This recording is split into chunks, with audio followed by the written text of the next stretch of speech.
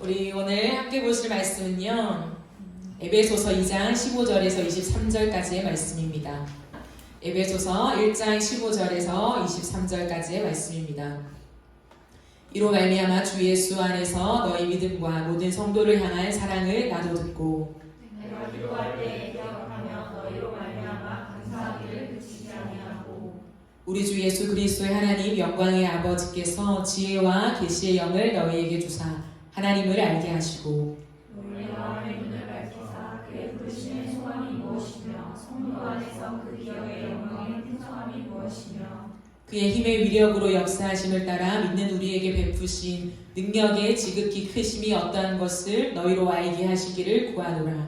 그의 능력이 그리스도 안에서 역사하사 죽은 자들 가운데서 다시 살리시고 하늘에서 자기의 오른편에 앉히사 모든 통치와 권세와 능력과 주권과 이 세상뿐 아니라 오는 세상에 일컫는 모든 이름 위에 뛰어나게 하시고 또 만물을 그의 발 아래 복종하게 하시고 그의 만물 위에 교회의 머리로 삼으셨느니라. 함께 읽겠습니다. 교회는 그의 몸이니 만물 안에서 만물을 충만하게 하시는 이의 충만함이니라. 아멘. 오늘은 교회가 되어라 라고 하는 제목으로 하나님 말씀을 나누도록 하겠습니다. 주말에 제가 배가 계속 아팠어요. 그래서 너무 아픈데 어떻게 해야 되지? 하면서 참았는데 계속 아프길래 소화제를 먹었습니다.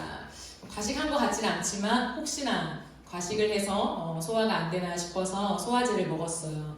그런데 계속 아픈 거예요. 그래서 경련이 일어나는 듯한 느낌이 들어서 위장약을 먹었습니다. 그리고 주일을 지나고 집에 와서 있는데 계속 아픈 거예요. 그런데 응급실에 갈 정도는 아니에요. 제가 위장이 좀 안 좋아서 응급실을 자주 갔었는데 그때 그 느낌처럼은 아니었어요. 그래서 일단 버텨보자 하고 참았는데 그래도 통증이 계속 되니까 걱정이 되는 거예요. 이번 주에 수련회도 있고 혹시나 제 육체가 사역에 지장이 될까봐 조금 염려가 되어서 월요일에 급하게 병원 예약을 하고 검사를 받았습니다.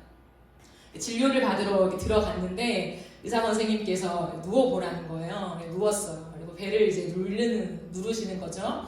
점점 이제 제가 아픈 부위를 말씀드렸던 터라 그 부위를 누르는데 제가 악 하고 소리를 질렀어요. 그러니까 바로 옆에 다른 부위를 이렇게 누르시더라고요. 또 악 하고 소리를 질렀어요. 그러니까 의사 선생님께서 이렇게 하시는 거예요. 그래서 의사 선생님의 그 아이콘은 무언가 심상치 않은 그러한 뉘앙스잖아요. 그래서 무언가 있나 보다 하고는 이제 의사 선생님께서 검사를 받고 오라고 하시더라고요. 그래서 그때부터 이제 피 검사, 다른 검사, 그리고 엑스레이, 복부 CT까지 다 찍게 되었습니다. 복부 CT를 찍는데요. 다른 의사 선생님께서 오셔서 복부를 보시는데 제가 예전에도 복부 CT를 찍어봤거든요. 근데 이번에는 한참을 보시는 거예요. 정말 또 누워보세요. 옆으로 가세요. 다시 똑바로 보세요. 또 옆으로 가세요. 또 똑바로 하세요 하면서 계속 보시는데 남자 선생님께서 안경을 쓰시고 우표정으로 계속 그것만 보시고 저한테 계속 말씀하시면서 이렇게 보시는데 좀 분위기가 좀 그렇더라고요. 그래서 꽤 오랜 시간을 CT를 찍고 이제 나왔습니다. 그리고 판독을 기다리면서 이제 들어오라고 해서 결국에 들어갔어요. 들어가니까 선생님께서 결과를 이렇게 보시면서 개실염이군요 이렇게 하시는 거예요. 그래서 제가 예? 이렇게 했어요. 개실염입니다 이렇게 하시더라고요. 그래서 개실염이 뭔가요? 하니까 이제 좀 웃으시면서 개실염 잘 모르시죠? 하면서 그림을 그리며 설명을 해주시더라고요. 장에 염증이 생긴 거예요. 결국에는 개실염이라는 용어 자체를 제가 처음 들어본 거예요. 그래서 의사 선생님께서 말씀을 해주시고 어떻게 해야 되는지 무엇을 주의해야 되는지를 또 설명해 주셨는데 염증이 그렇게 심각하진 않아서 소염제를 받고 며칠 이제 먹고 두고 보자 하고 돌아왔습니다. 그래서 참 감사하더라고요. 무엇이 감사했냐면 제가 만약에 그 통증, 그 증상만 보면서 소화제도 먹어보고 위장약도 먹어보고 그렇게 많이 아프지 않으니까 버텨보자라고 해서 계속 버텼으면 이 염증이 더 심각해질 뻔했던 거죠. 그런데 감사하게도 제가 병원을 가서 그 원인이 개실염이라는 것을 발견하게 되어서 빠른 시간 안에 제가 몸이 회복이 되었습니다. 제가 이 과정을 지나면서 다시 한번 깊이 깨닫게 된 것이 있습니다. 그것은 뭐냐면 우리가 살아가는 삶 속에 증상이 있잖아요. 근데 증상보다 더 중요한 건 뭐냐면 근본적인 원인을 해결하는 것이라는 거예요.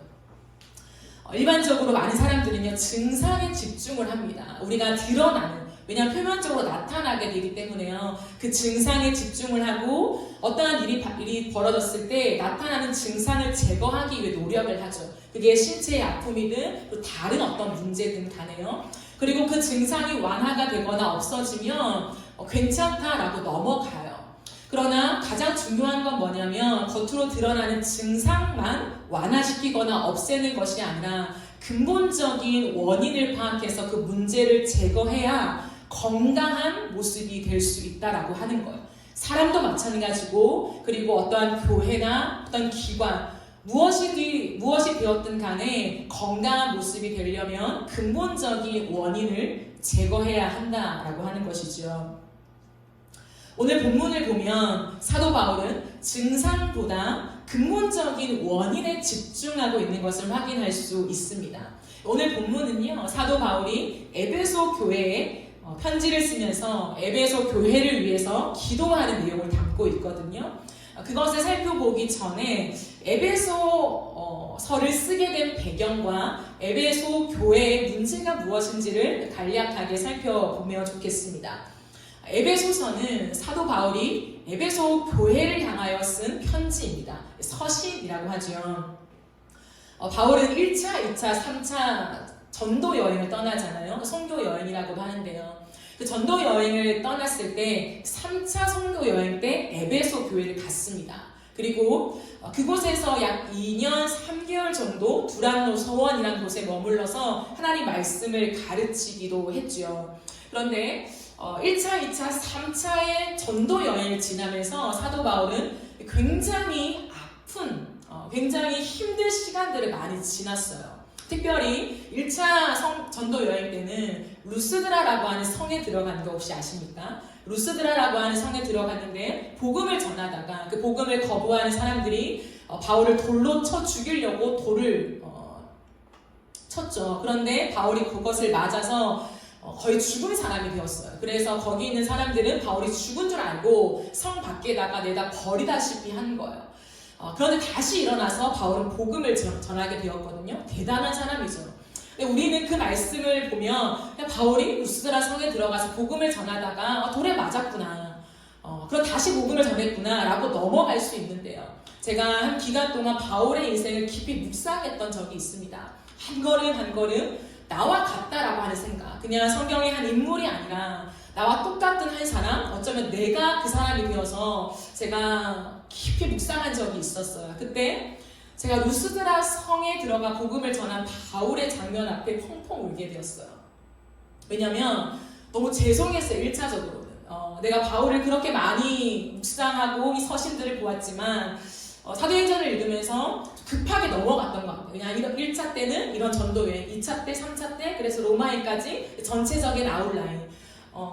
그러면서 어떤 일이 벌어졌는가를 서치하기에 좀 집중했던 것 같아요. 근데 그날에는 바울이 한 걸음 한 걸음 나와 같은 사람이 그 당시에 그 루스드라 성에 들어가서 돌에 맞아 죽을 지경이 되었다. 그것을 묵상하는데 너무 마음이 아프더라고요. 정말 온 몸이 돌에 맞아서 죽을 지경이 되었으면 어느 정도일까요? 머리부터 발끝까지 피투성이가 되지 않았을까? 이미 이 사람은 죽었다. 돌에 맞아 죽었다 할 정도로 처참한 모습이 되었다라는 거예요. 거의 의식도 잃은 상태이고요. 그것을 제가 발견하지 못한 게 죄송했고요. 2차는 그 모습이 너무나 가슴이 아파서 제가 많이 울었던 기억이 있습니다. 얼마나 그 복음이 진귀했다면 바울은 그렇게 처참하게 돌에 맞아 죽을 사람이 되었는데 다시 일어나 자기를 돌로 친 그 성으로 들어갔을까라고 하는 거예요. 어찌되었든 바울은 그런 극심한 온 몸에 피투성이가 된 상태로서 병원을 갔겠습니까? 아니면 제대로 된 치유를 받는다고 어느 한 기간 동안에 사역을 정리하고 쉼을 가졌겠습니까? 그러지 않았다라고 하는 거예요. 다시 일어나서 그는 복음을 위해 전진했어요. 그런데 성경에 보니까 특별히 바울이 자신이 겪은 고난을 고린도 후서에 가면 말하고 있잖아요.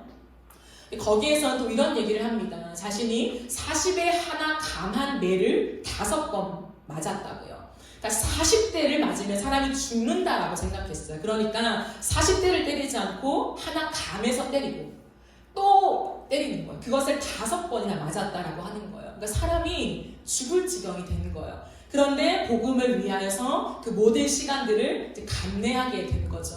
강의 위협, 그리고 신체적으로 배고픔, 추움, 그 시간들을 겪었다라고 말해요. 그리고 가장 큰 어려움 중에 하나는 동족의 위협. 동족이 그를 비아냥거리며 비웃으며 그를 아주 모욕했던 그런 모습들이 자신을 굉장히 아프게 했다라고 사도 바울은 기록하고 있죠. 그런 숱한 시간들을 지나오면서 1차, 2차, 그리고 에베소 교회에 가서 말씀을 전하는 그 3차 전도 여행까지를 마치고 바울이 간 곳이 어디였냐면 감옥이었어요. 그렇게 복음을 위해서, 하나님을 위해서 교회를 세우고 온 곳을 자신의 몸을 혹사시키면서까지 던져내면서 복음을 전했는데 그가 모든 전도 여행을 떠나고 간 곳이 감옥이었다는 거예요. 그런데 그 감옥 안에 약 4년 정도 갇힙니다. 그 기간 동안에 쓴 서신 중에 하나가 에베소서예요. 다 말로 못하지만 바울의 모든 선교의 여정, 전도의 여정이 담겨 있을 뿐만 아니라 그의 몸이 아마 녹초가 되지 않았을까요? 그런 가운데 그는 에베소서를 지금 기록하고 있다라고 하는 거예요. 왜냐하면 에베소에 있는 그 교회, 에베소 교회 안에 있는 어떤 문제 때문에 바울에게 그 정보가 전달되었고 바울은 그것을 보면서 좀 대안으로 편지를 쓴 것으로 추적하고 있습니다. 이러한 내용이죠. 그러면 에베소 교회에는 어떤 문제가 있었을까? 제가 조금 전에 말씀드린 대로 사도 바울이 3차 전도 여행 때 집중해서 에베소에서 두란노 서원이라는 곳에 2년 3개월 정도 머물면서 복음을 전했어요. 그런데 바울이 지금까지 전도 여행을 떠나면서 2년 3개월 동안 머물렀던 곳이 없거든요. 바울이 집중적으로 그곳에 머물면서 말씀을 전했던 곳이라는 거예요. 그럼 얼마나 애착이 더 갔겠어요? 그런 교회인데 그 안에 어떤 문제가 발생했냐면 사도 바울이 떠나고 또 다른 리더십들이 그 교회를 이끌어 가지 않았겠습니까? 그리고 새로운 사람들도 모여들었겠죠.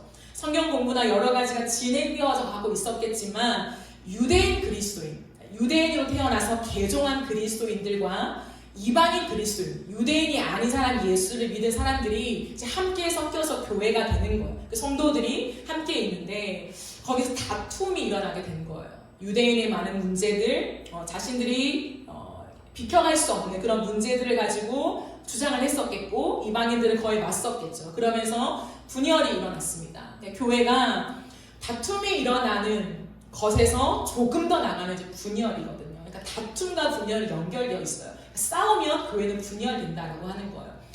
그런 위기 가운데 있습니다. 그리고 이단의 위협도 있어요. 이단들이 들어오는 그런 문제들도 있었고 또 한 가지는 에베소라고 하는 그 지역의 특성상 굉장히 음란한 도시였거든요.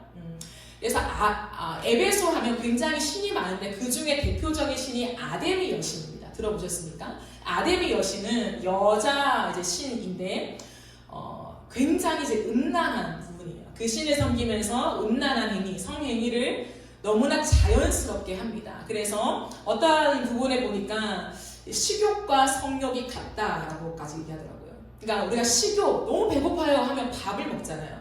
그렇듯이 성욕이 올라오면 바로 그냥 그런 행위를 하는 것이 너무 당연한 그런 문화. 그러니까 얼마나 더럽고 추악한 문화였겠습니까? 근데 그것이 어느 한 곳이 아니라 그냥 에베소 지역 전체, 에베소 도시 전체를 뒤덮고 있는 문화. 그게 에베소였다라고 하는 거예요. 그러니까 음란한 삶이 너무나 많았던 거죠. 우리의 신앙생활이 삶과 분리되어 있지 않잖아요. 그러니까 삶에서 많은 시간을 보낸 그리스도인들, 그러니까 에베소의 문화에 너무나 익숙해져 있는 사람들이 교인인 거예요. 성도인 거예요. 그러니까 그 문화의 생각, 당연하지 않아? 그게 왜 문제야? 라고 했던 것이 교회 안에 가지고 들어오면서 그것이 교회의 거룩함을 떨어뜨리게 되고 많은 부분에 어려움을 겪게 되는 것이 문제였다라고 하는 거예요. 이런 다양한 문제들이 에베소 교회에 있었습니다. 그러니까 감옥에 갇혀있는 바울이 그 소식을 듣고 어떤 마음이었겠어요? 자신도 너무나 힘든데 에베소 교회가 내가 떠나온 이후로 이렇게 되었다고 얼마나 낙담이 됐지 않았겠어요? 근데 바울은 뭐냐면 낙담을 안 하는 것 같아요. 오히려 우리와 좀 다른, 저와 좀 다른 반응을 하고 있는 것이 저로 하여금 참 놀라게 한 것 같습니다. 그것이 무엇이냐면 이제 바울의 기도이거든요. 바울은 그런 얘기를 듣고 에베소 교회를 향한 편지를 쓰는데 그 속에서 에베소 교회를 위해 기도를 해요. 그 편지 안에 기도의 내용을 쓴다라고 하는 거예요. 그러면 어떤 기도를 쓰겠습니까? 대충 짐작이 가잖아요. 그 문제에 대한 어떤 부분들.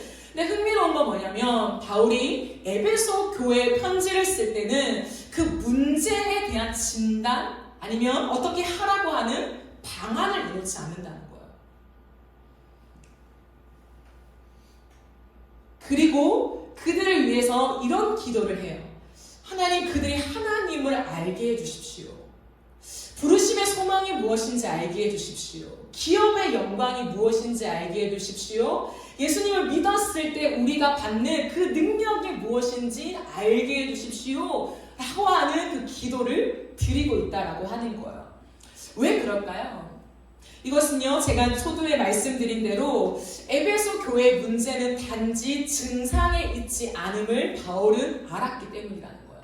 표면적으로 드러난 다툼, 성도들끼리 싸울 수 있죠. 사람이니까 싸울 수 있고 다툴 수 있고 그것이 조금 더 큰 문제로 갈 수도 있다라고 하는 거예요. 그런데 그것이 진짜 문제가 아니라는 것을 바울은 알았다라고 하는 거예요.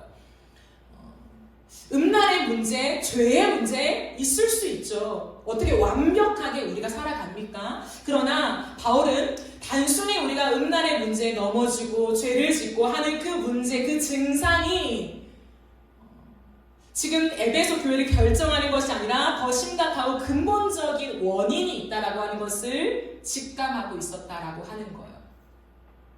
그 원인을 해결하지 않으면 아무리 싸우지 않고 좋은 관계로 또 풀어지고 음란의 문제가 순간 해결되어진다고 해도 또다시 반복되어 이 문제들이 찾아올 것이 뻔하기 때문이라는 거죠.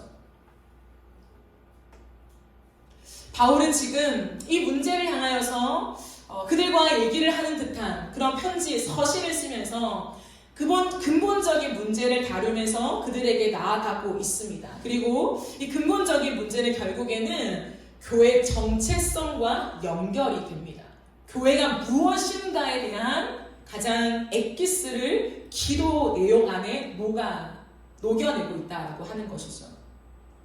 이 기도는 굉장히 유명한 기도고 굉장히 중요한 기도입니다.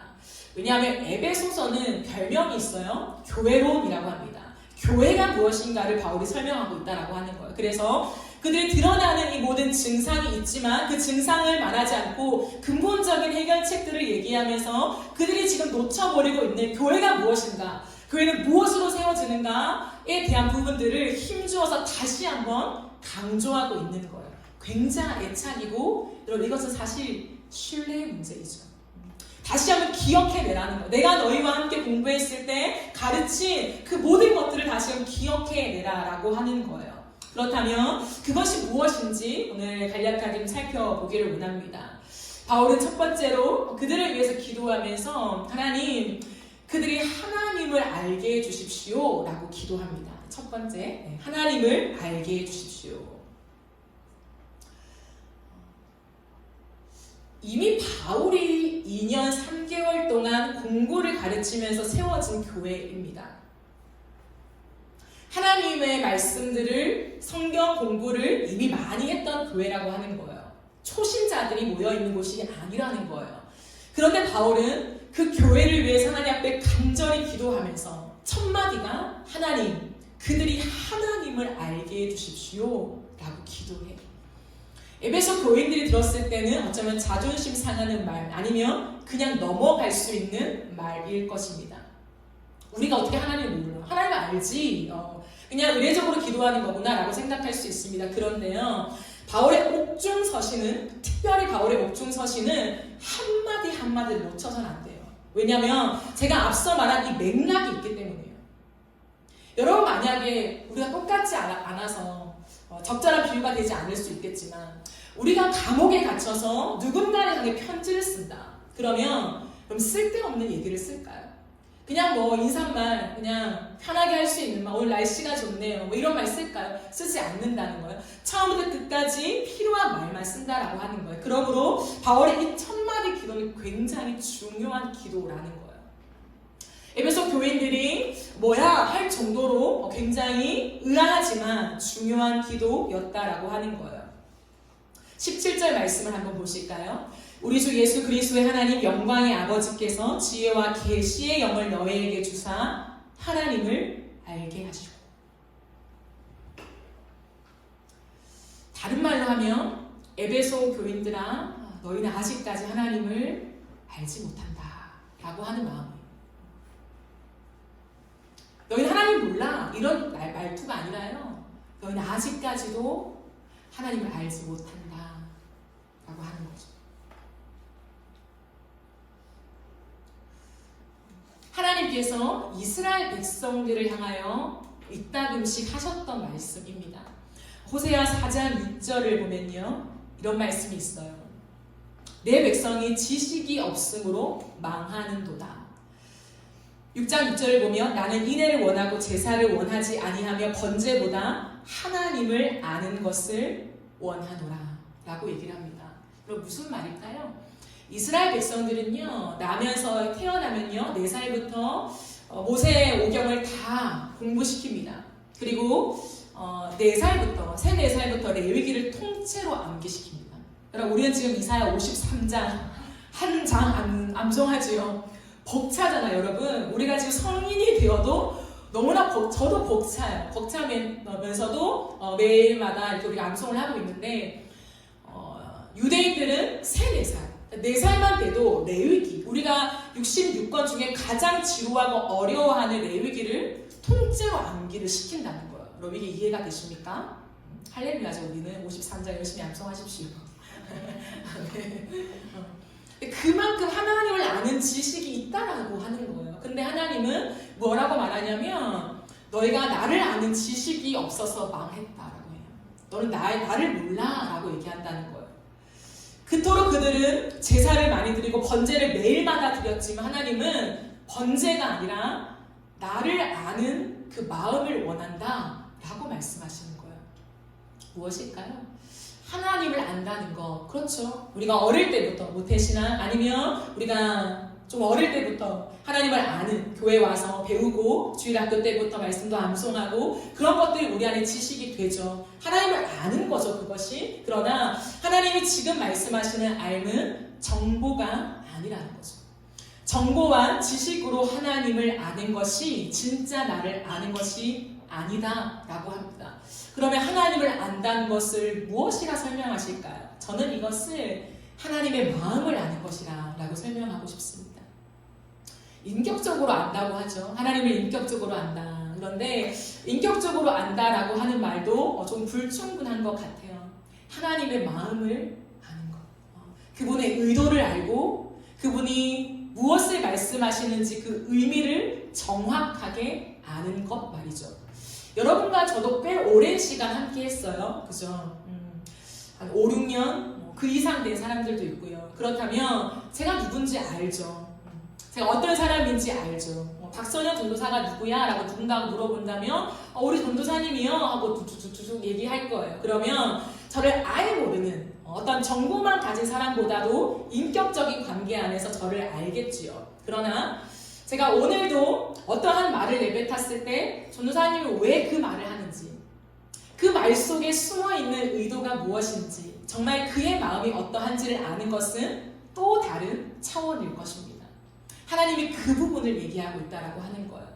너희가 나를 모른다라고 하는 것은 하나님의 말씀, 하나님의 말 너무 정확하게 알죠. 토시 하나 안 빠뜨리고 너무 정확하게 알죠. 그러나 그 말에 담긴 의미가 무엇인지 아는가라고 그럼 우리도 그건 쉽게 확인될 수 있어요. 너무 감사하게 지금 암송을 하고 있어서요. 53장 암송을 하잖아요. 조사까지 틀리지 않고 완벽하게 암송을 하고 있습니다. 그죠? 그런데 그 말씀을 암송하고 아는 거, 내용이 이렇구나, 예수님을 말하는 거구나, 그것도 아는 거죠. 우리가 인격적으로 예수님을 알면서 아는 것입니다. 그러나 한 걸음 더 나아가서 하나님께서 왜 이 말씀을 구약시대 때 예언자에게 주셨을까? 이 말씀을 예언자에게 주셨을 때 하나님의 마음이 무엇이었을까? 우리가 알지 못하는 그 오랜 시간 전 하나님은 왜 이사야 선지자를 통하여서 53장의 말씀을 적게 하셨을까? 그리고 왜 아직 오시지도 않은 그 사람이신 예수님을 이러한 모습으로 그려내셨을까?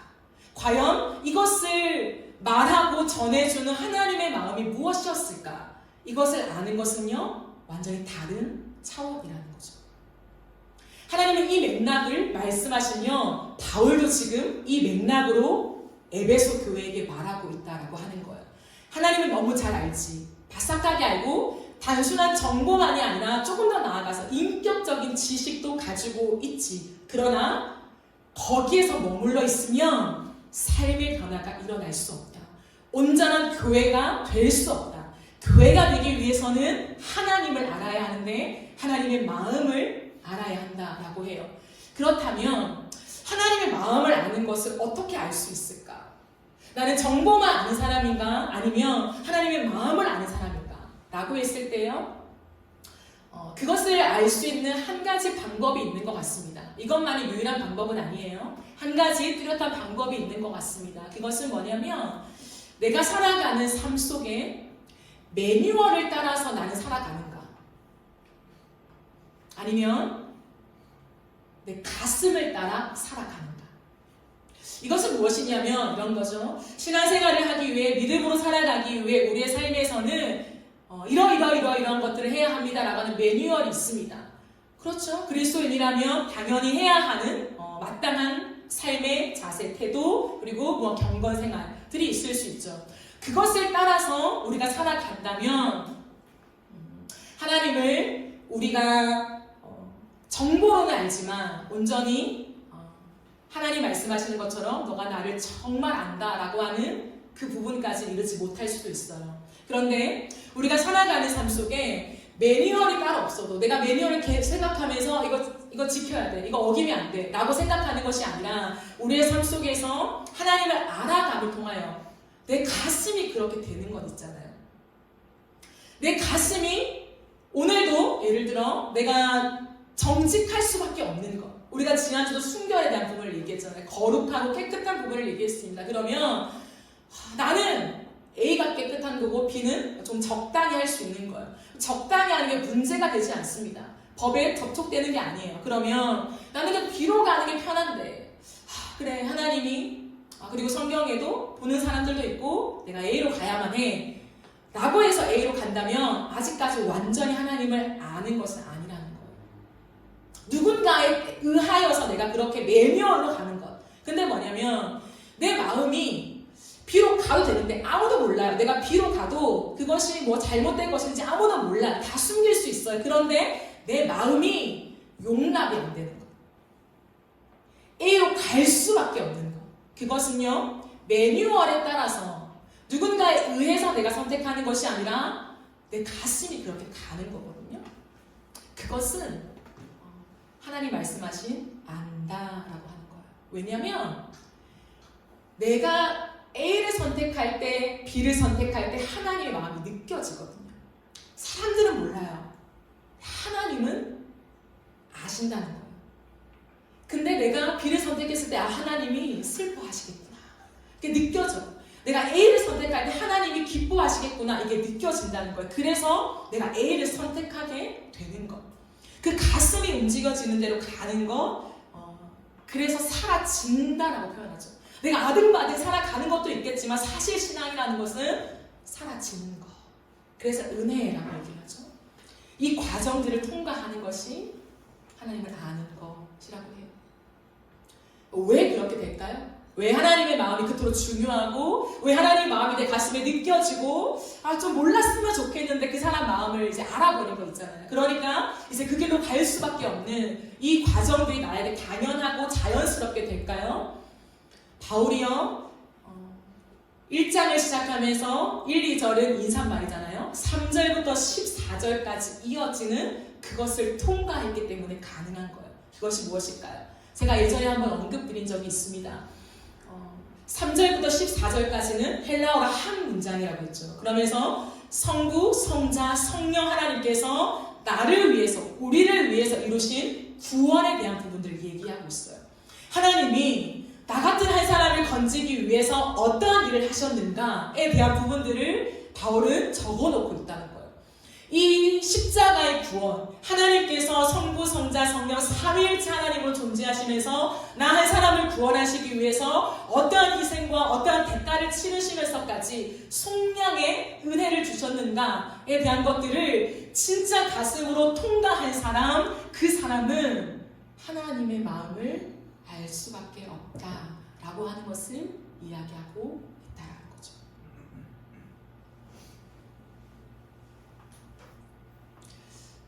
여러분, 사람은요 환경이 굉장히 중요하잖아요. 그죠? 환경에 따라서 우리가 막 좌지우지됩니다. 근데 사실은요, 제가 항상 말하죠. 사람은 위대하다고, 특별하다고요. 사람은 특별하기 때문에요, 환경에 따라 좌지우지되는 것보다 훨씬 더 중요한 게 뭐냐면 가슴에 강한 존재예요. 환경은 뭐냐면 이런 거예요. 매뉴얼이 있는데 환경이 어려우면 그 매뉴얼을 지키지 못하는 거예요. 당연하죠. 그죠? 매뉴얼이 있어요. 근데 내 환경 속에 그 매뉴얼들을 지키지 못한 어려운 환경, 갑자기 일어난 어떤 환경 못 지킵니다. 그런데 사람은 가슴이 있죠. 가슴이 움직이면 환경을 뛰어넘어요. 대표적인 게 우리가 항상 거론하는 어머니의 마음이잖아요. 여자는 약하지만 엄마는 강하다, 이런 말이 있죠. 왜 나올까요?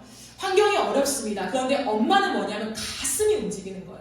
매뉴얼에 따라서 아이를 키우는 법, 아이를 키우는 방법 1부터 10까지 그 리스트를 정해놓고 엄마라면 이 리스트에 따라서 아이를 키워야 합니다 라고 매뉴얼로만 정해져 있다면 환경이 어렵고 내가 그것을 지키지 못할 상황 가운데 놓이면요 못해요. 근데 뭐냐면 그 매뉴얼이 따로 없어도 엄마는 가슴이 움직이기 때문에 상황이, 환경이 아무리 어려워도 내 죽음까지, 내 목숨까지 내놓고 그 아이를 키웁니다. 그게 부모잖아요. 하나님은 그것을 우리에게 말씀하고 있다는 거예요. 그러니 하나님이 또 하나 계속 강조하는 게 그거예요. 이스라엘 백성들이 하나님을 떠난 모습들, 세상을 사랑하는 모습을 무엇이라고 말하냐면 너희가 외도했다, 이렇게 표현해요. 너희가 외도했다. 그러면 이런 거죠. 결혼에 비유하고 신랑과 신부의 관계로 하나님은 끝없이 비유하신다는 거예요. 그러면 난 이제 결혼을 했어. 결혼했으니까 매뉴얼이 있죠. 절대로 나는 다른 여자에게 눈길을 주지 않을 것, 마음을 주지 않을 것, 단 둘이 차를 마시지 않을 것, 같이 동승하지 않을 것, 이런 매뉴얼들이 있을 수도 있어요. 그죠? 그런데 그 매뉴얼이 상황 따라 내가 지키지 못할 수도 있다는 거죠. 상황과 환경에 따라 그게 바뀌어질 수 있습니다. 그런데 내 마음에 정말 그 사람을 날마다 사랑하고 내 마음 앞에 그 사람을 항상 두고 있다면 어떠한 상황과 환경이 와도 외도하지 않죠. 환경 때문이라고 핑계대지 않는다는 거예요. 많은 사람들은 환경이 핑계대죠. 내 신랑과 신부가 나에게 이것들을 충족시키지 못해서 나는 외도를 했다. 나에게 이러한 것들을 만족시키지 못해서 나도 모르게 한눈을 팔았다. 그건 다 거짓말이죠. 사람은 굉장히 특별한 존재인데 환경이 아니라 마음이에요. 뭐뭐 때문이 아니라 내 마음이 그 사람을 사랑하게 되면 모든 것을 이겨낼 수 있는 것이 사람이라고 하는 거죠. 하나님이 지금 계속해서 말씀하시는 거, 그리고 바울이 강조해서 말하는 건 뭐냐면 하나님께서 우리를 향해서 이루신 구원, 그 사랑, 정말 우리만 바라보면서 이루신 생명을 다한 그 사랑, 그 사랑을 진짜 아십니까? 그 사랑을 정말 여러분의 가슴으로 통과하셨습니까?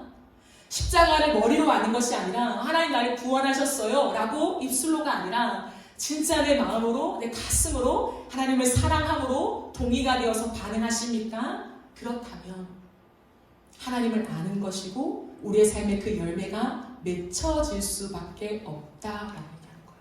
우리가 항상 얘기하잖아요. 요한복음 15장 5절 말씀. 열매가 맺는 것은 내가 하는 것이 아니에요. 붙어 있기만 하면 되는 거죠. 그러므로 우리가 그 하나님의 사랑과 은혜를 알기만 한다면 우리의 삶에 당연한 열매가 나올 수밖에 없음을 하나님 말씀하고 있다라고 하는 거예요. 여러분 하나님을 아십니까? 다시 한번 저도 이 말씀을 준비하면서 하나님, 제가 정말 하나님을 아는 사람이 맞습니까? 라고 여쭈어봤어요. 일주일에 2번, 적으면 적을지만 저한테는 많거든요. 목요일, 주일 설교를 준비합니다. 부족한 자가 설교를 준비하는 부담감이 있죠. 하나님을 향해서 많은 말들을 내뱉습니다. 정말 많이 말하고 하나님이 이걸 말씀하신다 강조하여서 내뱉죠. 근데 하나님, 정말 제가 하나님을 아는 거 맞습니까? 머물러 있을 수밖에 없더라고요. 그럼 정말 하나님을 아십니까? 말씀 한 절 한 절 완벽하게 다 모르죠. 그러나 오늘 주어진 그 한 말씀 속에 하나님의 그 심장, 하나님의 마음, 하나님의 어떤 기쁨, 아니 또 눈물, 하나님의 어떤 고뇌, 그런 것들이 느껴지십니까? 하나님 앞에서 그 마음을 잃어버리면 안 돼요. 바울은 그것을 강조하고 있습니다. 하나님, 부디 에베소 교회 성도들이 하나님을 알게 해주십시오. 그 구원의 은혜를 알아 자신의 가슴 속에 하나님의 마음이 느껴질 수밖에 없는 하나님, 그 마음을, 그 심장을 하나님 주십시오. 왜냐하면 그러면 외도를 못해요. 그러면 세상의 유혹이 와도 세상의 유혹을 선택하지 못한다는 거예요. 그러면 내가 눈에 좀 안 좋게 보이는 성도가 있을 수 있죠. 성도가 더 많아지고 교회가 커지면요, 마음에 맞는 사람과 이렇게 할 수 없어요.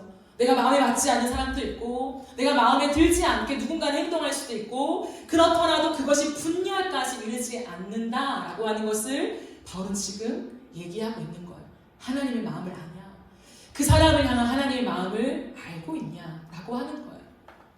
모든 사람을 다 사랑할 수 없죠. 모든 사람을 다 내 마음같이 우리가 여길 수는 없습니다. 그러나 그리스도의 마음을 가졌다라고 하는 것은 뭐냐면, 나와 부딪히는 사람, 나와 마음이 맞지 않는 사람, 나와 무언가 좀 다른 사람, 그 사람을 향한 하나님의 마음을 구하며 기도하게 되어 있다는 거예요. 내 마음은 그 사람과 부딪히지만 하나님이 그 사람을 바라보실 때 마음은 어떠십니까? 하나님, 그 마음을 저에게 똑같이 넣어주세요. 왜냐하면 그 마음은 분명 사랑일 거거든요. 그 마음으로 이겨내는 거예요. 때로는 품어주기도 하고. 그거 내일 조금 더 제가 자세히 다루겠습니다. 어찌되었든 바울은 지금 하나님을 알게 해달라 기도합니다. 사랑하는 여러분, 교회가 된다는 것은 하나님을 아는 거예요. 지식이 아니라 가슴으로 하나님을 아는 것입니다. 그러므로 우리 교회의 기도 제목은 항상 하나님, 내가 그리고 우리 성도들이 하나님을 알게 해주십시오 라는 기도가 되었으면 좋겠습니다. 하나님을 더 깊이 알게 해주십시오. 하나님의 마음을 알게 해주십시오. 정보를 아는 것으로 안다고 넘어가지 않게 해주십시오 라고 하는 것이요. 그런가 하면 두 번째 기도로 이어집니다. 두 번째 기도는 부르심의 소망이 무엇인지 알게 해주십시오 라고 기도해요. 하나님, 에베소 교회 성도들이 부르심의 소망이 무엇인지 알게 해주세요. 18절 말씀을 보실까요? 너의 마음에 눈을 밝히사 그의 부르심의 소망이 무엇인지 알게 해달라 라고 하는 기도입니다.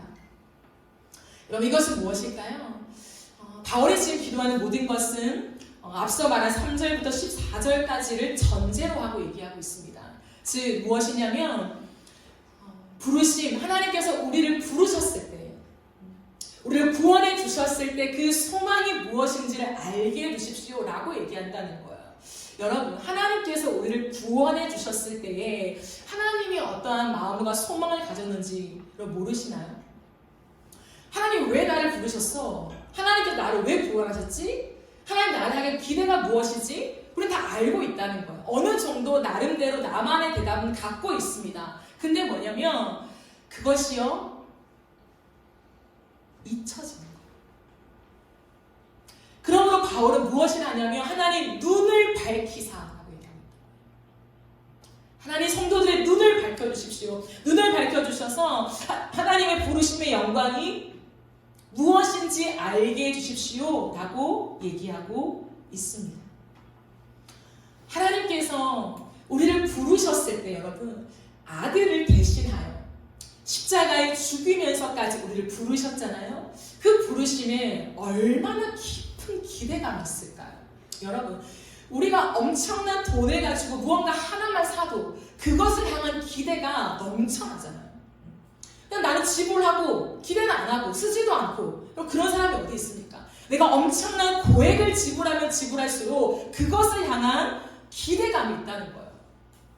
누군가를 사귀어도 나를 곁에 두면 곁에 둘수록 그 사람과 교제 속에 기대하는 바가 있다는 거예요. 왜? 그 사람과 교제하기 위해서 내 재정도 쓰고 시간도 쓰고 마음도 쓰고 때로는 울기도 하고 고뇌도 하고 내가 이 사람과 어떻게 해야 되나? 이 많은 과정을 겪어낸다는 거예요. 하물며 하나님은 아들을 희생하면서까지 우리를 구원해내셨어요. 그렇다면 우리 한 사람 한 사람을 향한 기대감이 얼마나 클까요, 여러분? 우리가 항상 감사하는 게 무엇입니까? 하나님 수많은 사람들 중에 우리를 먼저 부르신 것. 나만 부르신 게 아니겠지만 어쨌든 먼저 부르신 건 은혜잖아요, 여러분. 먼저 부르셔서 와, 내가 하나님의 자녀구나. 이 놀라운 기쁨을 얻게 하셨어요. 그러면 먼저 부르셨을 때 이유가 있을 거 아니에요. 왜 수많은 사람들이 있는데 나를 먼저 부르셨냐고요. 우리를 향한 기대감이 있다는 거예요. 너를 향한 내가 기대감이 있다. 너를 향한 소망이 있다라고 하는 거예요. 근데 우리는 뭐냐면 세상을 살아가면서 그 기대감에 대한 값어치를 잃어버려요. 하나님 날 기대하시겠지. 하나님 날 소망하시니까 날 구원하셨겠지. 감사합니다. 이 정도로 머문다는 거예요. 하나님이 나를 얼마나 기대하시는지, 얼마나 소망하시는지, 나를 얼마나 주목하시는지에 대한 그 감각을 놓쳐버리는 거예요. 그러니까 사도 바울이 뭐냐면 하나님 세상을 바라보면서 세상의 모든 눈을 빼앗기고 모든 시선을 빼앗겨버린 성도들에게 눈을 밝히사 하나님께서 처음 우리를 부르셨을 때에 그 부르심의 소망이 무엇인지를 알게 하여 주십시오 라고 기도한다는 거예요. 왜일까요? 여러분 사람이 사람을 기대한다. 기대감을 줘도요. 사람이 사람을 향해서 기대감을 줘도요. 그 기대감에 부응하게 되어 있습니다. 그렇지 않아요? 회사에서 높은 직책의 사람이요. 여기 말단 사원인 정현이 기대해. 오, 괜찮은 사원이네. 그러면서 기대하면 기대할수록 뭐예요? 정현이는 열심히 할 거예요. 당연한 원리라는 거예요. 우리가 회사 생활할 때도 마찬가지라는 거예요. 왜? 나를 기대해 주니까. 내가 뭔데 기대해줘? 이런 마음이 들면 들수록 더 열심히 하게 되어 있어요.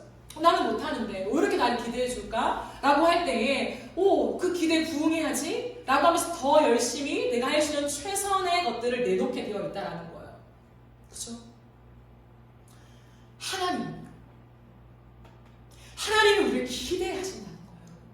내가 너를 기대한다. 내가 너를 불렀고 내버려 두는 것이 아니라 구원했고 이제 너의 마음대로 살아가가 아니라 내가 너를 구원했는데 너를 향해 오늘부터 나는 엄청난 기대를 가지고 있어. 난 너를 향한 소망이 있어 라고 얘기하는 그 하나님의 기대감을 우리가 알면 알수록 그 기대에 부응하게 되어 있다는 거예요. 제가 오늘 개강을 했어요. 학교를 갔습니다. 학교를 가서 전도사님들과 이렇게 처음 만났어요. 너무 기쁜 시간들을 이렇게 보내면서 인사도 하고 이렇게 했는데 그 짧은 시간, 되게 짧게 만났거든요. 인사할 수 있는 시간이 좀 부족해서 짧게 만났는데 어떻게 지내? 이렇게 얘기하시면서 선교 잘 갔다 왔어? 이게 첫 마디였어요. 그래서 그게 너무 감사한 거예요. 우리 선교가 12월 말, 1월 초에 갔다 왔잖아요. 근데 그걸 기억하시면서 잘 지냈어? 선교 잘 갔다 왔어? 선교 얘기가 너무 듣고 싶다. 기억해 주는 거잖아요. 근데 어떤 한 분은 그래서 어떻게 되고 있어? 이렇게 하면서 제가 이제 교회가 이전하게 되었습니다. 하나님의 은혜로 이전을 이제 계약을 했고 곧 이전할 것 같습니다. 라고 정말 짧게 그리고 조금의 스토리를 잠깐 얘기했는데 그분이 갑자기 눈물이 보이시면서 우시는 거예요. 너무 잘됐다. 너무 잘됐다. 너무 잘됐다. 이 말을 얼마나 반복하시는지 너무 잘됐다. 너무 감사하다.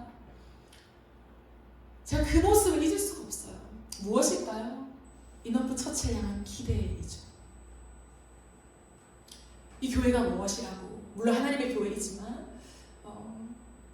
이 작은 자가 함께 하는 이 교회가 무엇이라고, 이 교회가 하는 한 걸음 한 걸음을 궁금해하시며 이전했다는 정말 작은 열평수지만 이전했다는 얘기를 드리면 그 순간 말을 듣는 즉시 눈물이 고여 눈물을 흘린다는 것은요, 가슴이잖아요. 우리도 안 울잖아요, 사실. 근데 그분이 우시면서 너무 잘했다 하시는데 망감이 교차하더라고요. 아, 기대감이라는 게 이런 거구나. 여러분, 제가 오늘 말씀을 다 준비했잖아요. 준비하고 그분의 모습들을 다 보는데 이게 기대감이라는 게 이거구나. 그것을 봤을 때 제 마음에 너무 감사하고 제 마음에 한 가지 소원뿐이었어요. 항상 그래요. 누군가가 교회를 향한 기대감을 가질 때 제 마음속에 항상 딱 빛이 되어 딱 새겨지는, 딱 튀어나오는 말이 뭐냐면 하나님 앞에 거룩해야지, 거룩하게 교회를 세워가야지 라고 하는 게 불빛이 번쩍 드는 거예요. 거룩하게 세워가야지 하는 거예요. 그 기대에 부응하게 되는 거죠. 여러분, 우리가 아무것도 아닌 것 같아도 하나님이 여러분을 기대하십니다. 하루하루의 삶을 보고 있다는 거예요. 내 사랑하는 아들아, 내 사랑하는 딸아, 나의 말씀대로 살아주겠냐, 살고 있냐, 세상에 빛이 되고 있냐. 하나님 우리를 기대하시며 주목하신다 라고 하는 것, 이 소망을 깊이 알게 해달라는 기도를 합니다. 왜일까요?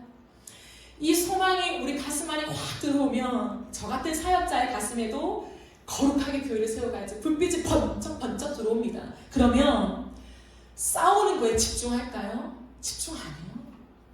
성도가 내 마음에 안 든다고 그것 갖고 골머리를 써볼까요? 그거 안 해요. 어떻게 하면 교회를 거룩하게 세워갈까? 하나님, 우리 교회를 향한 기대가 무엇입니까? 내가 어떻게 섬길까요? 어떻게 더 나아질까요? 하나님, 무엇을 할까요? 그 기도하기도 바빠요. 바울은 그것을 얘기하는 거예요. 증상을 다루지 않고 원인을 다루고 있습니다. 부르심의 소망, 에베소 교회야, 너희 교회를 향한 하나님의 소망이 무엇인지 아냐? 너희를 창조하고 너희를 지으셨을 때 하나님의 소망이 무엇인지 아냐? 그것에 눈빛이 마주치면 너희가 일어나는 이 모든 것들 아무것도 아니다. 세상의 유혹이 크지만 아무것도 아니야. 세상 속에 빛을 발하기를 기대하시는 그 하나님의 심장이 내 안에 쿵쾅쿵쾅 뛰고 있는데 세상의 유혹 아무것도 아니다. 이겨낼 수 있다. 아니, 이겨낼 수밖에 없다. 왜? 인간은, 사람은 특별한 존재인데 환경이 아니라 가슴으로 살아가는 사람들이기 때문에, 가슴이 삶을 견인하는 사람들이기 때문에 하나님의 심장이 들어오면 모든 유혹은 이길 수밖에 없다. 우리의 힘으로 이기는 것이 아니라 하나님의 사랑이 이기게 한다. 그것을 아비의 마음으로 지금 얘기하고 있는 거예요. 기도를 올려드리고 있습니다. 예, 오늘 찬양에 이런 가사가 있더군요. 우리를 오늘도 기대하는 주의 사랑. 찬양을 보다가 적어놨어요. 다시.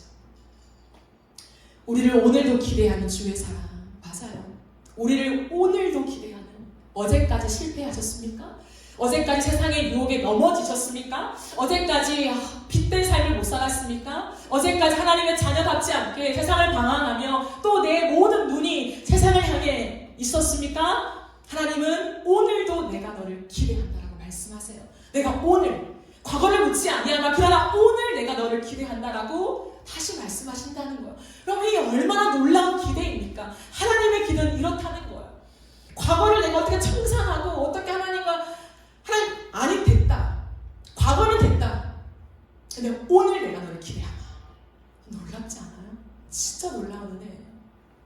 그 은혜를 안 나면 어찌 내가 오늘 과거에 묶여 살아가겠습니까?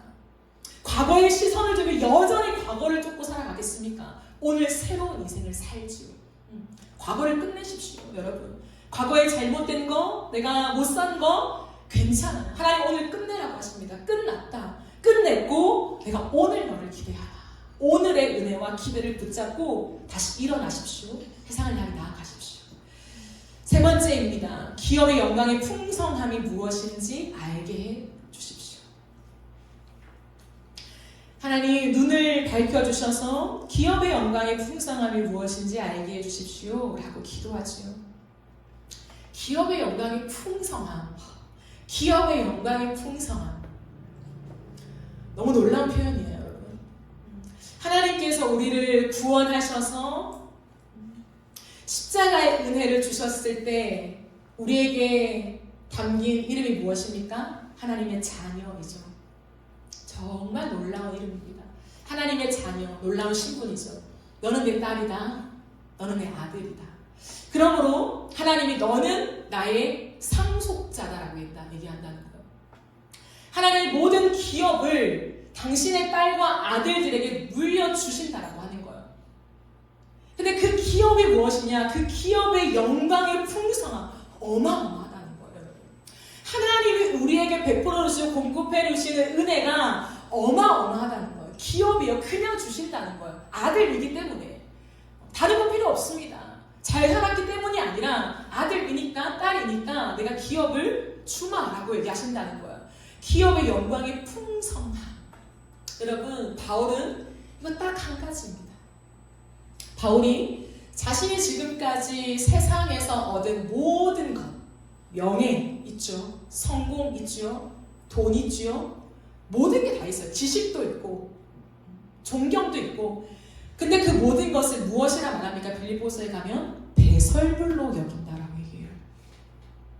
가능한 얘기입니까, 여러분? 내가 지금까지 쌓아온 게 얼만데, 어릴 때부터 내가 말씀을 암송하며 가르치며 지금 쌓아온 게 얼만데요. 근데 바울은요, 이 모든 것을 배설물로 여긴다는 거예요. 난 그냥 이거를 버릴 게 이 정도가 아니라 이것은 배설물 아시죠, 여러분? 그 배설물이라고 하는 거예요. 왠 줄 아십니까, 여러분? 바울이 왜 그런 고백을 했겠습니까? 예수 그리스도를 믿음으로 해서 예수님을 통해서 얻은 기업의 영광이 풍성함이 무엇인지 알았습니다. 그것이 얼마나 큰 은혜인지 알았기 때문에 자동적으로 버린 것도 있겠죠. 또 한 가지 있습니다. 무엇이냐면 아무것도 아닌 정말 배설물인데 이 배설물이 보석처럼 보이는 거예요. 이 배설물이 바울에게는 항상 배설물이 아니라 보석처럼 반짝반짝 빛났습니다. 너무 아이러니하지만요. 하나님이 우리의 눈을 밝혀주시지 않으면 배설물이 보석처럼 빛나 보입니다. 그러니까 여기에 목숨을 걸죠. 명예, 돈, 쾌락, 지식, 존경, 모든 것에 목숨을 겁니다. 그렇죠? 그런데 바울은요, 이것이 있으면 내가 하나님의 영광의 풍성함이 무엇인가, 그것에 대한 눈이 자꾸 감기는 거예요. 시소처럼. 그렇기 때문에 아예 선언합니다. 이것은 배설물이다. 여러분, 우리가요, 예수를 믿고 감사하잖아요. 하나님 너무 감사해요. 와, 이 은혜, 측량할 수 없는 이 은혜, 우리는 찬양하면서 감사하고 뛰면서 하나님께 환호성을 지르고 기뻐합니다. 그런데요, 그 예배가 끝나면 우리는 세상에서 반짝반짝 빛나는 수많은 것들에 우리의 눈과 마음과 귀와 우리의 손과 발이 다 빼앗겨버려요. 그리고 그것을 쫓아갑니다. 마치 시소처럼. 바울은 그것을 깨달았던 것 같아요. 그렇기 때문에 끝없이 그는 노래하며 하나님, 내 눈이 감겨지지 않기를 원합니다. 하나님, 세상을 바라보는 이 육의 눈이 계속 떠져서 하나님을 보지 못하는 것이 아니라 영의 눈이 떠져서 내가 정말 이 기업의 영광의 풍성함이 무엇인지 하나님, 내가 알게 해 주십시오. 그러니 배설물로 여깁니다. 내가 이것을 쫓지 않겠습니다. 그리고 일평생 복음 전하는 자로 살았잖아요. 우리는 그렇게 대단한 사람들이 아니라는 거예요. 정말로 많은 것을 가지면서 그 기업의 영광의 풍성함이 무엇인지를 누려가는 것은요, 쉬운 일이 아니에요. 그렇기 때문에 다 버리라는 게 아니에요. 그죠? 배설물로 여긴다는 거. 이거 아무것도 아닙니다. 라고 바울은 얘기하면서 이것을 쫓지 않고 기업의 영광의 풍성함이 무엇인지를 감사하며 그 풍성함에 더 깊이 살아간다라고 하는 거예요. 아마도 크리스찬들이 가장 좋아하는 성경의 말씀, 베스트, 제가 생각할 때 3 안에 시편 23편이 있다고 생각해요. 제 생각이니까요. 통계는 아닙니다. 우리의 심적으로 시편 23편을 웬만한 사람들은 암송하고 굉장히 좋아하죠. 근데 시편 23편은 진짜 혹독한 시편이에요.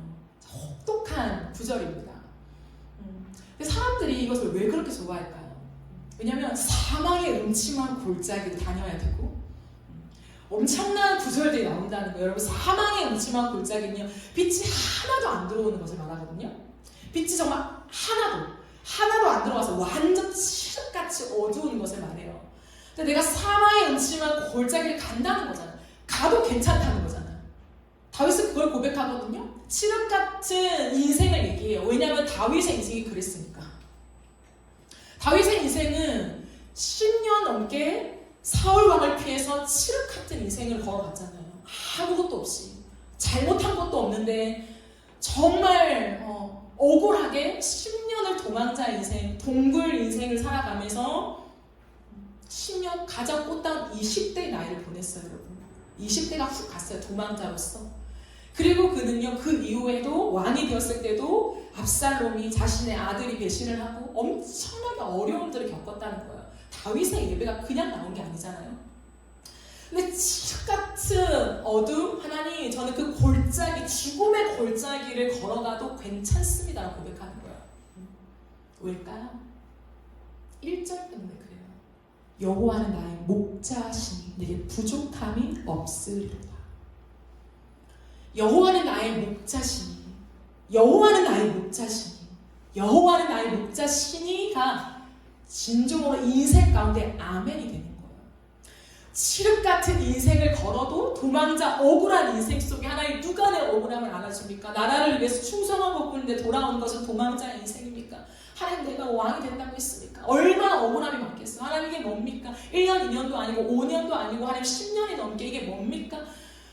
다윗의 인생을 묵상하면요, 어떻게 이 인생을 걸어갈 수 있을까? 다윗처럼 못 살겠다 하는 말이 튀어나올 정도예요. 그런데요, 다윗은 그 인생의 고비고비를 지나가면서 어떻게 버틸 수 있었냐? 어떻게 주옥 같은 시편들을 기록할 수 있었냐? 여호와 나의 목자시니. 자신이 목자였잖아요. 아무리 어린 10대였어도 어린 나이 때 진정성 있게 양을 키워본 적이 있잖아요. 그 양이 절벽에 떨어질세라 그 양 한 마리 한 마리를 보살피면서 자신의 그 어린 모든 마음을 다 쏟았어요. 양한테. 양 한 마리를 키우는 그 마음이 무엇인지, 그 목자의 눈이 무엇인지, 내 것들을 포기하고 양을 보살피면서 그 앞길을 모르는 양을 지팡이로 또 목을 낚아챘다가 또 뉘었다가 또 데리고 갔다가 이 모든 과정을 10대 어린 나이지만요, 다윗은 다 경험한 거예요. 오히려 더 순진하게 자신의 몫을 위해 한 것이 아니라 아버지의 양떼를 대신 몰면서도요, 자신의 진심을 다해서 요령 피우지 않고 정말 신실하게 이 양을 돌본 목자의 마음을 자신이 알았거든요. 그러니까 하물며 하나님이 있는 거예요. 인간, 이 어린 목자였던 나도 이 양 한 마리를 돌볼 때 사자와 곰의 위협이 올 때 내 목숨을 던져서 이 양을 보살폈는데, 내가 도망가지 않았는데 하물며 하나님이 내게 손해보는 일들이 올 때에 하나님 나 몰라라고 도망가시겠냐? 하나님 그러지 않는다는 거예요. 내가 다른 일을 하다가 너가 해당하는 거 잠깐 몰랐네, 미안하다, 이러실 분이 아니라는 거예요. 주무시지도 않고 졸지도 않고 정말 나를 눈동자처럼 지켜보시면서 나를 지키신 하나님, 그 목자이신 하나님을 알기 때문에 그럼 됩니다. 주님, 하나님이 나의 목자이시기 때문에 칠흑 같은 어둠을 걸어도 괜찮습니다. 하나님, 내가 모욕을 당하고 억울함을 당해도 괜찮습니다. 하나님, 끝없는 터널을 걷는 것처럼 하나님, 이게 언제 끝날지 몰라도 괜찮습니다. 왜? 여호와가 나의 목자이시니. 이거예요. 그 기업의 영광의 풍성함은 이거라는 거예요. 내가 하나님을 믿는다는, 하나님의 자녀가 되었다는 것은요, 이 기업의 영광의 풍성함 안으로 하나님 우리를 초대하셨다라는 거예요. 근데 우리는 뭐냐면 눈이 다 감겨서 하나님이 좋을 수도 있어, 하나님이 주무실 수도 있어, 하나님이 여참 나 놓칠 수도 있어, 내가 세상 속에 살아가야 해, 내가 내 지팡이를 마련해야 돼 라고 하는 거예요. 여호와가 나의 목자시니까 쭉 내려온 거예요. 그게 아닌 거죠. 근데 우리는 그게 안 되고 계속 하나님 푸른 초장에 나를 누여주십시오가 구하고 있는 거예요. 하나님 왜 안 누우십니까? 하나님이면 나를 푸른 초장에 누이셔야죠. 당신의 선하심이 나를 따르신다면서요. 그게 아니라는 거예요. 하나님 믿어라. 목자이심을 믿으십니까? 하나님이 정말 인간 목자로 양 한 마리의 생명을 바치는 다윗인데요. 하나님께서 우리의 인생을 돌보시면서 모든 것을 합력하여 선을 이루신다는 것을 진짜 믿으십니까? 우리가 당하고 싶지 않은 해를 당하더라도, 때론 질병에 걸리고 우리가 생각할 때 해를 당하는 것, 우리가 생각할 때 어려움을 겪어도 하나님께서 그 모든 것을 합력하여서 가장 좋은 것으로 우리를 채우시고 인도하신다는 것을 정말 믿으십니까? 그러면 내 생각을 내려놓을 수 있는 거예요.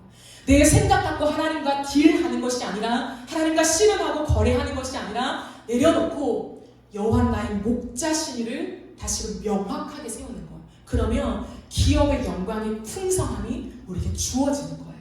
그게 신앙생활입니다. 그렇기 때문에 세상을 이길 수 있는 거예요. 그렇지 않으면 못 이겨요. 하나님을 믿으면 세상에 복도 주실 거야 라고 여전히 우리는 푸른 초장에 누이는 것에 그 구절에만 집중한다면 모든 것을 놓쳐버리고 말아요. 세상에 부도 못 얻을 뿐더러 하나님 도 놓친다는 거예요. 근데 1절이에요. 1절. 왜? 저는 그게 너무 부러워요. 다윗은 왜 목자였을까? 그 목자의 마음, 그 어린 그 10대 때 얼마나 양을 성실하게 쳤으면 목자이신 하나님의 마음을 이미 알아버렸을까? 10대 때. 너무 부러운 거예요.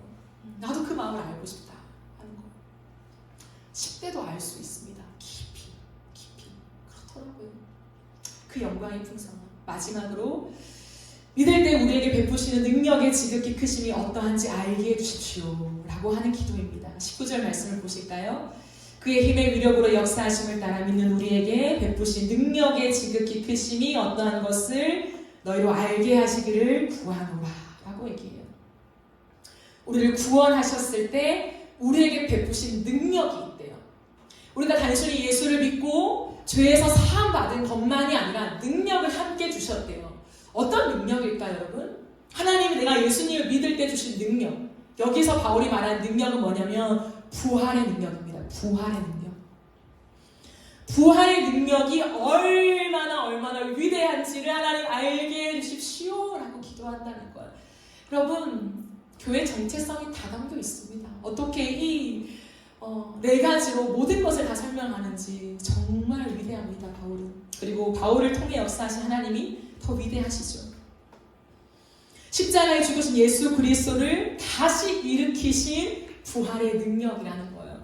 여러분, 제가 나눈 적 있죠? 이 세상을 살아갈 때 세상에서 가장 강력한 힘이 무엇입니까? 라고 질문한 적이 있습니다. 무엇입니까? 죽음입니다. 죽음. 세상을 살아가는 동안에 세상에서 가장 강력한 힘은 죽음이에요. 죽음이 가장 무서운 힘입니다. 근데 하나님께서는 죽음을 이기셨다는 거예요. 그럼 죽음을 이길 사람은 아무도 없거든요. 돈으로 죽음을 이길 수 있는 사람은 아무도 없어요. 명예로요? 아니요. 하나도 이길 수 없습니다. 근데 하나님은 하나님의 말씀으로 그 능력으로 죽은 예수 그리스도를 무덤에서 일으키시며 부활하게 하셨다는 거예요. 그리고 영생을 주셨다라고 하는 거예요. 이것을 진짜 믿는 사람만이 진짜 교회를 세우며 이 세상 속에 교회의 빛을 드러낼 수 있음을 얘기하고 있는 것입니다. 왜? 세상이 감당하지 못할 사람이 되니까요.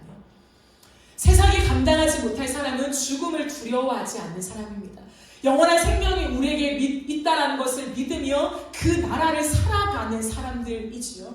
그렇기 때문에 가장 강력한 것은 부활의 힘이다라고 하는 것을 바울은 얘기하고 있습니다. 왜 아담이 신을 섬길까요? 왜 예수 그리스도를 믿지만 여전히 세상이 말하는 음란의 문화에 취해 있을까요? 왜요? 말이 안 된다고 우리는 생각하잖아요. 동일하죠. 우리가 예수님을 믿지만 여전히 세상이 말하는 소리와 세상의 문화와 세상의 가치가 우리에게 유혹이 되잖아요. 왜 그럴까요? 왜 그럴까요? 영원한 생명이 있음을 우리는 완전하게 확신하지 못하기 때문입니다. 이 땅에 살아가는 동안에 이 세상의 끝이 아니라 이 땅은 나그네이며 영원한 생명이 있다. 이 세상보다 영원히 살아가는 나의 진짜 인생이 펼쳐진다라고 확신한다면 어찌 이 세상의 유혹에 우리가 쉽게 넘어갈 수 있겠습니까? 바울은 그것을 이야기하며 에베소 교인들을 격려하고 있는 것이죠. 제가 병원에서 CT를 찍으면서 꽤 오랜 시간이 지났다고 했잖아요. 그 오랜 시간을 지나가면서 정말 오랜 시간을 보냈거든요. 제가 의아할 정도로 정말 무슨 문제가 있나 할 정도로 어디 아프십니까? 계속 하시면 몇십 분을 하는 거예요. 정말. 그래서 그때 누워있으면서 제가 수만 가지 생각이 스쳐 지나갔어요. 그런데 통증이 많기도 하고 의사 선생님도 하고 CT를 보시는 분도 심각하고 하다 보니까 사람은 생각할 수 있잖아요. 내가 혹시나 안 좋은 병에 혹시나 병에 걸릴 수 있고 암 판정이 나올 수 있는 사람 일을 모르니까요. 여러 가지 생각이 들 수 있잖아요. 그런 생각들이 막 스쳐 지나가는 거예요. 내가 생각한 단순한 염증이 아니라 그 이상의 어떤 병명이 나오면 어쩌나. 그러면 이제 제가 그때 내가 담임이구나라고 깨달았어요. 제가 첫 번째가 교회는 어떡하지? 이거였어요. 그 순간 누워있는 몇십 분 동안 교회는 어떡하며 이런 생각이 드는 거예요. 그런데 정말 그 시간이 정말 제가 거짓말 안 하고 이번 일주일간을 보내면서 가장 행복하고 감사한 시간이 그 시간이었어요. 누워서 복부 CT를 보는 시간. 왜냐면 그런 여러 가지 생각이 파노라마처럼 정말 스쳐 지나가는데 짧은 시간에 확 스쳐 지나가는데 제 마음에 평안한 거예요. 하나님의 뜻이라면 받아들이겠습니다. 자, 그 기도를 했어요. 하나님, 내가 어떠한 일이 닥쳐올 줄 모르고 혹시라도 정말 안 좋은 될 수 있잖아요. 그런데 하나님의 뜻이라면 제가 모든 것을 받아들이겠습니다. 그리고 하나님의 뜻이라면 이런 처치를 하나님 인도하시겠죠. 너무 평안한 거예요. 제가 지금까지 몇 번 경험해보지 못한 그 하늘의 평안이 제 안에 확 임하는 거예요. 제가 그때 부활의 능력이 무엇인지를 깨달았습니다. 그리스도인이 맞구나. 내가 그리스도인이 맞구나. 사역자라고 다 그리스도인이 아닐 수 있으니까요. 내가 그리스도인이 맞구나 라고 확신했습니다. 누워서 정말 그 부활의 영광을 사모하게 되더라고요. 너무 기뻤어요. 너무 마음이 평안했어요. 이것이 있으면 세상을 이길 수 있지 않을까요, 여러분? 병도, 고난도, 가난도 힘들고 어렵죠. 두렵죠. 무섭죠. 그런데 이길 수 있겠더라고요. 내가 만약에 암에 걸린다고 해도 이길 수 있겠다. 하나님의 뜻이라면. 왜? 저에게 가장 큰 전제는 그것입니다. 하나님은 살아계십니다. 그리고 하나님은 여기 계십니다. 내 눈앞에, 내 얼굴 앞에 한 번도 떠나신 적이 없는 하나님이 내 인생 앞에 계신데 나에게 병이 오면 뜻이 있겠죠. 하나님의 선한 뜻이 있겠죠. 그 하나님을 확신하기 때문에 내 인생의 모든 것이 정리가 되더라고요. 그리스도인은 이 비밀이 있어야 되지 않겠습니까? 세상을 살아갈 때 하나님이 나의 목자시니라고 하는 이 대전제를 가지든 아니면 하나님이 살아계신다라고 하는 대전제를 가지든 하나님이 내 인생을 인도하신다라고 하는 대전제를 가지든 어느 한 전제만 있으면 충분해요, 여러분. 어느 한 전제만 떡하니 내 인생의 대전제로 못이 박아져 있으면 인생의 모든 풍파가 정리됩니다. 그게 그리스도인이더라고요. 왜? 3절부터 14절까지의 은혜가 내게 있으니. 바울이 그토록 에베소 교회에게 서신을 쓰면서 북받쳐 오르는 감격으로 찬송하리로다. 그 감옥에서 온몸이 피투성이가 되고 자신의 인생의 이 십수년 전도한 결과가 감옥에 또 갇히는 것이지만 그럼에도 불구하고 그는 그 감옥, 그 좁은 감옥 안에서 고백하기를 찬송하리로다. 이게 되니까. 그게 구원의 은혜이니까. 바울에게는 그게 구원의 감격이니까. 여러분, 그것입니다. 사랑하는 여러분, 교회는 그거예요. 교회는 이것 위에 세워지지 않으면 사람 냄새만 풀풀 납니다. 인간의 화목, 인간의 연합 공동체로 전락하게 됩니다. 교회는 예수 그리스도의 머리로 한 몸이라고 오늘 마지막으로 바울은 기도하고 있습니다. 예수 그리스도 그분이 교회의 머리가 되시고 우리 모두는 몸이다라고 얘기합니다. 그러므로 정신을 차리라는 거죠. 반대로. 정신을 차리라는 말이 없지만요. 이것은 굉장히 저는 그래서 수준 높은 권면이라고 생각해요. 알아차리라는 거예요. 예수님을 머리로 하고 있으니 우리는 몸이니 그 몸을 찢지 마라. 싸우지 마라. 결국 이 말이죠. 분열하지 마라. 그 영광을 바라보며 예수 그리스도의 몸된 교회를 세워가라 라고 하는 권면이겠죠. 그 기도이겠죠. 여러분 그렇습니다. 우리는 교회를 세워갑니다. 교회는 그리스도의 몸입니다. 예수 그리스도가 머리이십니다. 머리는 하나밖에 없잖아요. 예수 그리스도가 머리이시고 예수님의 몸을 세워간대요. 그러므로 구원의 은혜가 가장 중요합니다. 구원의 은혜를 통과해야 해요. 연수가 쌓였다고 해서 다 구원의 은혜를 통과하지 못하실 수도 있어요. 그것을 부끄러워 여기지 말고 하나님, 저는 하나님을 잘 모르는 것 같습니다. 하나님, 저는 하나님의 마음을 잘 모르는 것 같습니다. 하나님, 나는 바울이 이렇게 고백하는 하나님 구원의 감격이 제 가슴에 없는 것 같습니다. 하나님, 나를 불쌍히 여겨서 지혜와 계시의 영을 주십시오. 그 성령을 통하여서 내 눈을 열어주십시오. 그래서 이 모든 것이 깨달아지는 은혜를 나에게 허락해 주십시오. 그래서 하나님 차근차근 내가 교회를 세워갈게요. 하나님의 몸된 교회를 내가 함께 세워가고 싶습니다. 그 은혜를 하나님 저에게 주세요. 라고 기도하면 되는 것이에요. 그래서 이것은 단편적인 것이 아니라 우리가 계속 지어져 가야 되는 것이죠. 그러므로 우리가 오늘 이 기도를 우리의 기도로 삼아서 기도했으면 좋겠고 앞으로 우리 교회를 위해 기도할 때 이 기도가 우리의 기도가 되었으면 좋겠습니다. 하나님, 내가 교회가 되길 원합니다. 십자가를 통과하고 그 은혜 위에 서서 하나님, 이 놀라운 기업의 풍성한 영광을 알아서 세상을 이기고 세상의 빛이 되어서 하나님의 몸된 교회를 정말 충성스럽게 세워가는 내가 되게 해주세요. 우리가 되게 해주세요. 이 기도가 저와 여러분의 또 이너프 처치, 또 여러분이 속한 교회의 기도가 되어지기를 간절히 바라고 소망합니다. 우리 함께 찬양하고 기도하는 시간을 가지겠습니다.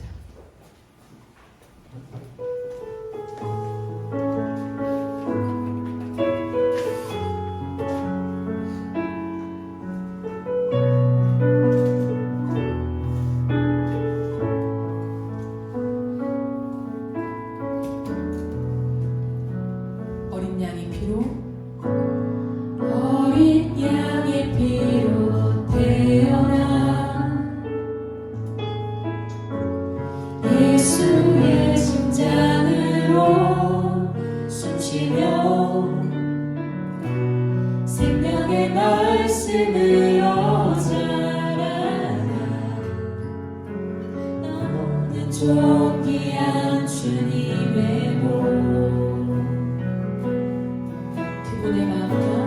그분의 마음과 시선으로 길 잃어버린 세대 위에 복음으로 타오르는 가슴 안고 어두운 세상에 빛으로 서네. 너는 교회가 되어라. 소망이 되어라. 사랑스러운 주의 신분. 너는 주님의 꿈. 무너져 내린 성벽. 주가 있는 마른 뼈들 다시 하나로 이어져 성령의 생기로 살아가리라. 우리 한 번 더 처음부터 고백하시는 거죠.